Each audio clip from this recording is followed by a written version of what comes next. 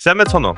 Өнөөдөр бид дижитал ертөнцийн хамгийн чухал хэрэгслүүдийн нэг болох шинэ Gmail хаяг хэрхэн нээхийг хамтдаа үзэх болно. Эхлээд браузер дээрээ gmail.com гэж бичээд орно. Дараа нь бүтгэл үүсгэхээр дараад хувийн хэрэгцээнд гэдгийг сонгоорой. Үүний дараа өөрийн нэр, овгийг, бусад мэдээллээ оруулна. Одоо өөрийн Gmail хаягийг үүсгэх хэсэгдэр дараад өөртөө санахад хялбар хаягийн нэр сонгоорой. Дараагийн алхамд сайн нууц үг үүсгэнэ. Мөн утасны дугаараа оруулаад ирэх баталгаажуулах кодыг шивж бүртгэлээ баталгаажуулаарай. Хэрв та нууц үгээ мартсан тохиолдолд хаягаа хурдан сэргээхийн тулд нэмэлт имэйл хаяг холбох нь маш чухал байдаг шүү. Эцэст нь мэдээлэл шалгаад зөвшөөрөх тавчийг дараарай.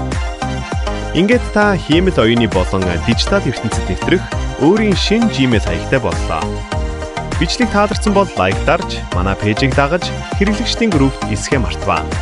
Таны контент бүтээх аялалд амжилт хүсье.